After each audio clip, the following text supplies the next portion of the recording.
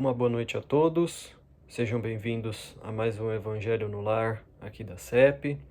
Meu nome é Ricardo Melhado, vamos nos reunir mais uma vez para estudar as lições de nosso Mestre Jesus e eu convido a todos a me acompanharem nesta noite para podermos entender essas lições. E então, vamos lá, já iniciando, dando aberto mais uma vez esse Evangelho e vamos para a prece inicial. Mestre Jesus, queridos amigos do Plano Maior, pedimos neste momento que nos envolvam em sua luz, em sua compreensão, para que a nossa mente se pacifique, se eleve e que possamos receber as lições, o tratamento e todas as bênçãos que o Evangelho nos traz, nos auxiliando na compreensão dessas lições, na manutenção delas em nossa mente,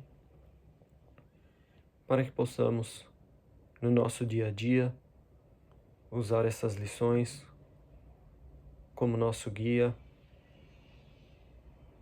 para agirmos de acordo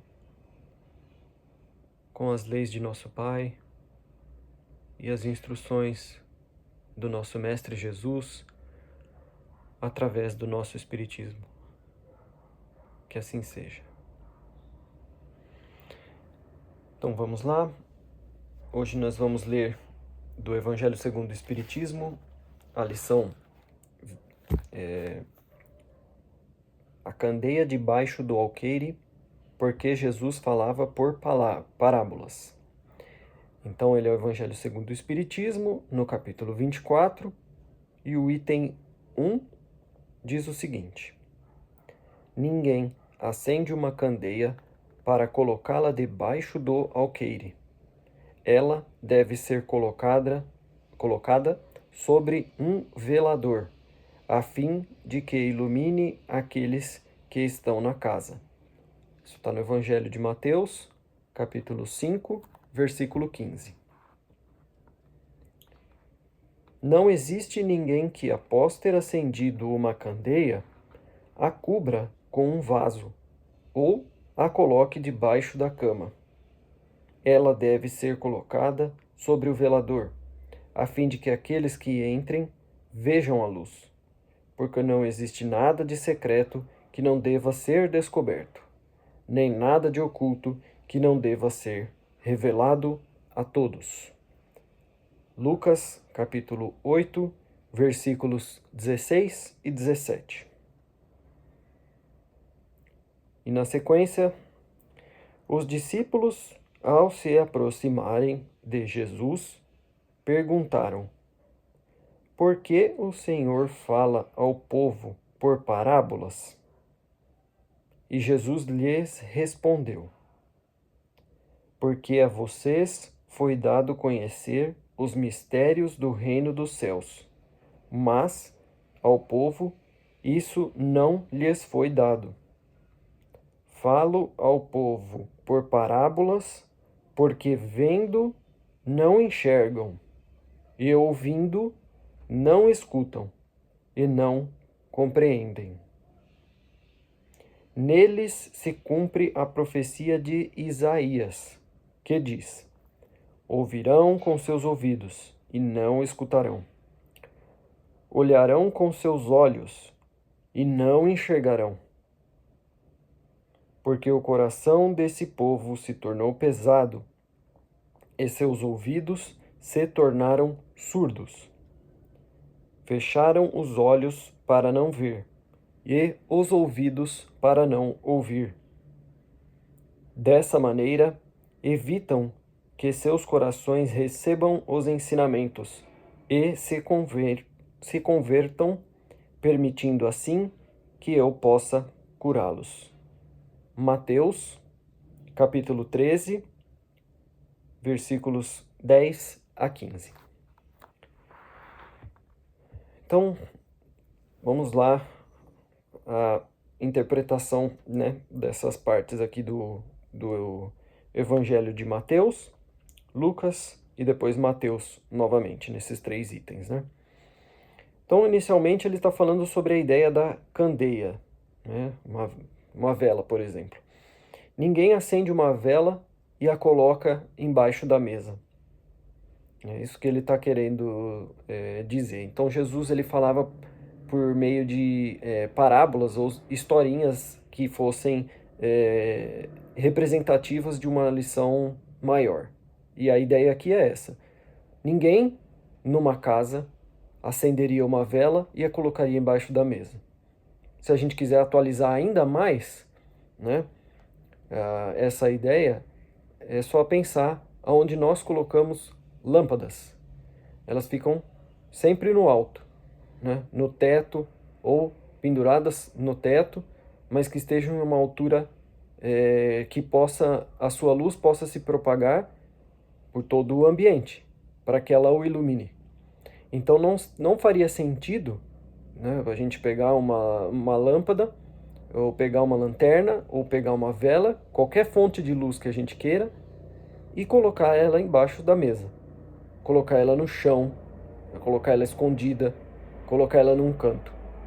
As luzes na nossa casa funcionam dessa maneira. Elas ficam no centro, no alto e iluminam todo o ambiente. Quando nós acendemos a luz, podemos ver tudo que está no ambiente, porque essa é a sua função. Então, o que Jesus está querendo dizer aqui é que nós não devemos deixar relegado num canto essa luz que o Evangelho nos traz. Essa luz das lições do Espiritismo não devem ser relegadas a um canto na nossa vida. E elas devem sim estar no mais alto dos nossos pensamentos e das nossas aspirações para poder iluminar a nossa vida toda. E que nós devemos, assim como a lâmpada não escolhe quem ela vai iluminar, ela simplesmente ilumina e irradia a sua luz por todas as direções. Nós temos essa obrigação também de fazer isso em todas as direções, para todas as pessoas com que nós temos contato, né? Não existe essa noção de exclusividade.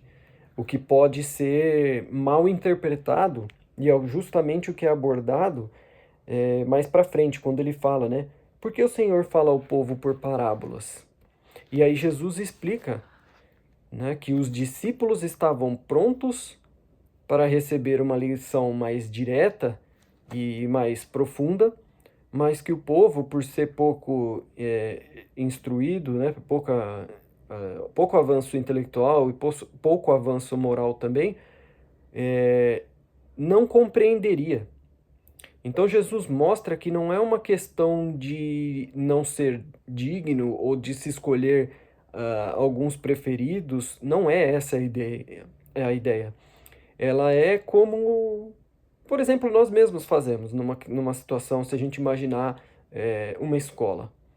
Então, a escola ela se gradua em diferentes níveis, né? Existem, por exemplo, né, primeiro ano, segundo ano, terceiro, quarto, quinto, e aí cada série vai construindo conceitos que são muito básicos, muito fundamentais, bem simples da criança conseguir absorver e compreender tudo aquilo que está sendo passado. E no ano seguinte é passado um conceito que se constrói em cima do que foi aprendido anterior. Então, se nivela a capacidade de compreensão com a capacidade, com o conteúdo que está sendo passado. Essa é a ideia que Jesus transmite para os apóstolos. Jesus, tendo conhecimento, né, da capacidade individual de cada um, sabia a quem ele poderia falar de uma maneira mais direta, no exemplo dos seus discípulos, e a quem ele precisava criar historinhas, falar de uma forma mais lúdica, mais indireta, né? Como esse exemplo da luz e da vela. Então, se faz essa comparação para poder se explicar um conceito maior. Como que Jesus poderia falar sobre questões espirituais profundas e muito amplas, para um povo que tinha uma compreensão ainda muito limitada, mesmo do ponto de vista da matéria e das leis materiais. Então, conforme a humanidade vai avançando, nós vemos a progressão da nossa capacidade intelectual e a progressão da nossa capacidade, da nossa compreensão em termos morais também. Então, as religiões progridem, a ciência progride, e isso é um reflexo e é uma mostra do nosso todo enquanto humanidade e da evolução que nós fomos fazendo. Mas individualmente, cada um está em um ponto. Então, o que Jesus mostra é, primeiro, o seu evangelho, as suas lições, as leis de Deus devem ser propagadas a todos e a cada um segundo a sua capacidade momentânea. Não há, como a própria lição fala, nada de verdade que vai ficar guardado e obscuro. Tudo será revelado. Mas é importante, para fazer um outro paralelo com luz, imagina que logo de manhã, um quarto todo escuro, a gente levanta, abre a janela com tudo e dá de cara com o sol em toda a sua plena luminosidade. O que que acontece? Nós ficamos cegos, nós não conseguimos enxergar, porque é muito abrupta essa mudança da escuridão para a luz. Então, é feita de forma gradual, a gente se expõe à luz, né? Para que o nosso olho vá se acostumando e que a gente consiga, depois de poucos minutos, já estamos na luz. A ideia é mais ou menos essa. Nós vamos sendo, pouco a pouco, expostos às verdades, às noções mais elevadas do Evangelho, da verdade divina, para que, em certo momento, nós possamos estar a pleno sol e enxergar tudo em toda a sua grandeza divina. Então, vamos seguindo com a próxima leitura.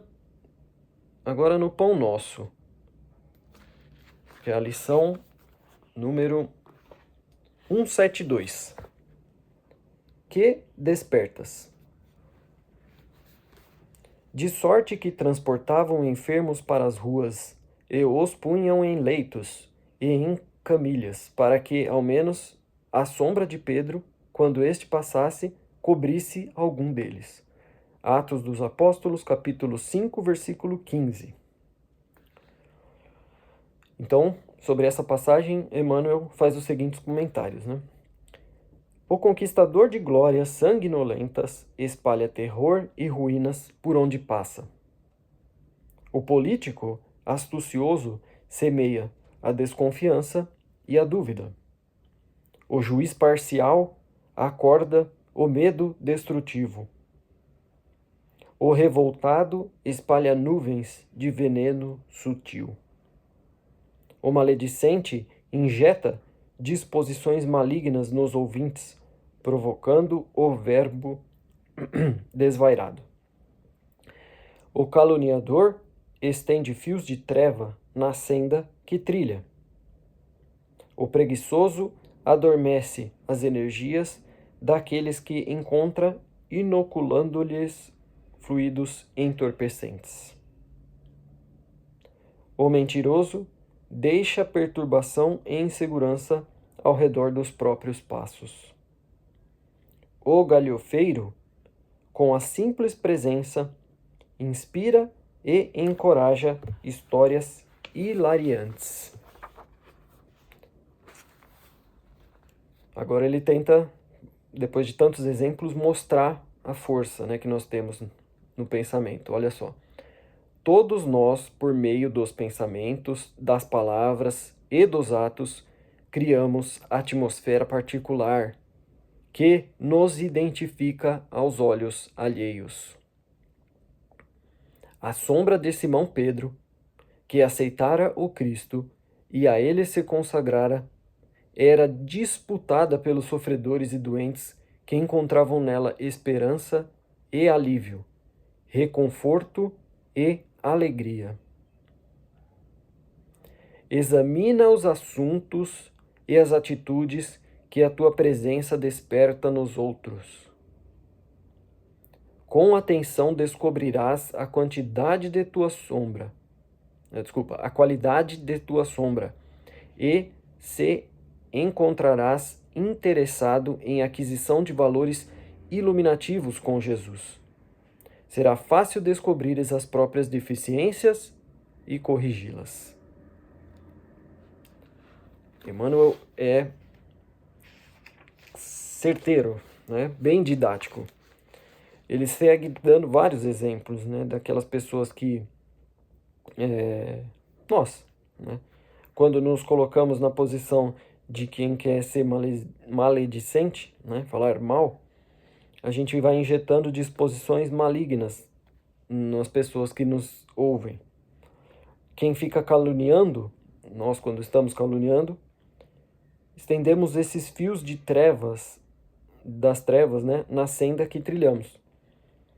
O preguiçoso adormece as energias daqueles que estão ao seu redor. Então ele vai mostrando aqui que nossas atitudes, as nossas palavras, os nossos atos, eles têm essa capacidade de se propagar. Como ondas, né? Imagine um lago tranquilo, em que ao atirar uma pedrinha, ela cai e provoca aquela perturbação na superfície e a onda vai se propagando e se espalhando, né? Então, o nosso pensamento é uma força que tem a capacidade de fazer esse mesmo tipo de ação, de ter esse mesmo tipo de ação ao nosso redor. E isso pode parecer, às vezes, meio etéreo, né? Meio algo assim, será que é isso mesmo e tal? Mas é só a gente pensar nas pessoas que a gente conhece, na pessoa que é mais tranquila, mais branda, mais amorosa, que a gente conheça, independente de quem seja, o quão bom é estar ao redor, né? Próximo dessa pessoa, pensar nessa pessoa, falar com essa pessoa. Como o ambiente se torna diferente para nós pela irradiação, né, mental que essa pessoa causa no ambiente. E o inverso também. Quando a gente está perto de pessoas que a gente não tem afinidade, pessoas que estão sempre negativas, estão sempre reclamando, estão sempre para baixo, o ambiente ele é também puxado para baixo, é carregado para baixo e tenta nos levar para essa mesma direção. Então, se nós conseguimos com pessoas comuns do nosso convívio, no nosso dia a dia, perceber essa diferença, o que dirá de Jesus e dos seus apóstolos, que são, né, figuras que estão quanto na nossa frente, né? Então imagine o que era, o que ele chama de sombra de Pedro na lição, é a presença, né, de Pedro no ambiente. Imagina a presença do apóstolo Pedro no ambiente, como não levantava o ânimo, enchia de energia e de vontade e de sentimento de melhora em todas aquelas pessoas que estavam ao redor, né? Então, como ele diz aqui, para que a gente não seja sempre negativo, estejamos nessas vibrações inferiores, ele pede para nós: examina assuntos e atitudes que a tua presença desperta nos outros. E preste atenção para descobrir a qualidade da tua sombra, né? Se te encontras interessado em aquisição de valores iluminativos, será fácil descobrir as próprias deficiências e corrigi-las. Então, essa é a ideia. Olhar para dentro de você, fazer uma crítica justa, amorosa, mas encontrar o trabalho ativo para se modificar e crescer baseado nessas lições que nós estudamos. É a atividade que todos nós precisamos exercer, né? Então, é isso. Vamos seguindo agora para as nossas vibrações. Vibrando pelo nosso planeta, por todos os povos, vibrando por todos os dirigentes, pedindo ao nosso mestre que ilumine essa nossa casa terrena. Vibramos pelo nosso país, pelos nossos dirigentes, pela nossa população, para que Jesus envolva-nos em teu amor e nos guie rumo ao progresso, à evolução e ao seu amor infinito. Vibramos por todos os jovens e o desenvolvimento espiritual da juventude. Vibramos pelos enfermos, que sejam envolvidos em amor e em paz. Entregamos uma vibração de muito amor nas mãos da equipe do plano espiritual, para que ela seja utilizada onde foi programado pela equipe. E pedimos licença à equipe do plano espiritual para vibrarmos por nós mesmos, pela nossa casa, pelos nossos familiares, que essas energias higienizem o nosso ambiente, que espiritualmente ele esteja muito iluminado, envolto em paz, em harmonia. E então vamos seguindo para a prece final e encerrando mais um evangelho. Muito gratos à equipe do plano espiritual que visita cada um de nós neste momento de oração e de reflexão. Agradecidos ao nosso Mestre Jesus pelas suas lições, pela dedicação incessante em nosso progresso, e pelo Pai, por toda a sua infinita e amorosa proteção, orientação, que possamos ter uma semana abençoada e possamos nos reunir mais uma vez na próxima semana para acompanhar o Evangelho no Lar. Que assim seja, graças a Deus e graças a Jesus. Muito obrigado a todos.